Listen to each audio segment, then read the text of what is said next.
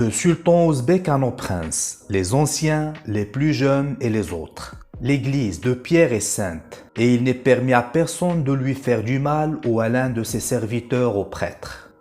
ni de saisir l'un de ses biens ou de ses hommes, ni de s'immiscer dans ses affaires,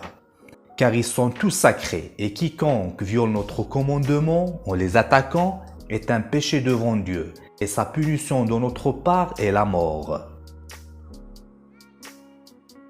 Il s'agit d'un texte historique précieux qui nous a été transmis par le célèbre historien britannique Thomas Arnold, décédé en 1930 après Jésus-Christ dans son livre The Spread of Islam in the World,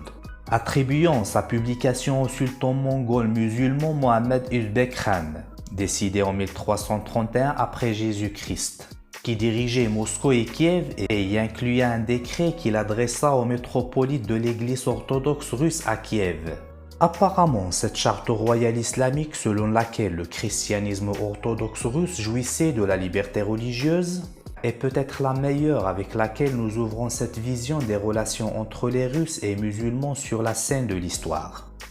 En effet, le fait que les Mongols musulmans n'aient pas affecté à cette époque le statut de la grande cathédrale russe comme les Ottomans l'ont fait plus tard, par exemple avec l'église byzantine Sainte-Sophie, a été un moment déterminant dans l'histoire nationale et russe de la Russie.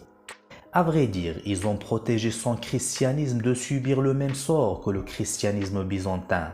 Et s'il reste quelque chose d'important pour la Russie des époques de sa soumission à la domination des musulmans, cet acte doit être à l'avant-garde de cette grande position civilisée dans ses diverses connotations. En fait, cette prise de position mongolo-islamique sur l'église russe est un moment éclairant majeur qui s'inscrit dans le prolongement de son pendant fondateur au temps des compagnons lorsque l'islam pénétra dans la région du Caucase, étrange avec le contexte du grand conflit qui marqua le plus de l'histoire de la relation des Russes avec le monde islamique, et est resté en général une ligne directe appelée depuis l'ère des compagnons jusqu'au moment présent.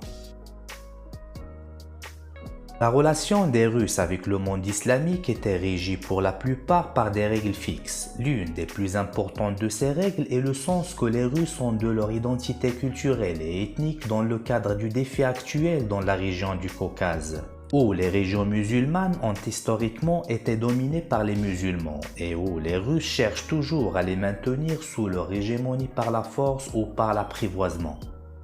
Parmi ces règles, on trouve l'exposition culturelle des deux nations l'une à l'autre. En fait, les historiens et voyageurs musulmans ont rédigé des rapports sur le caractère russe. Ces rapports ont révélé ses caractéristiques et son mode de vie social détermine son appartenance religieuse, païenne puis chrétienne, et décrit son comportement politique et militaire.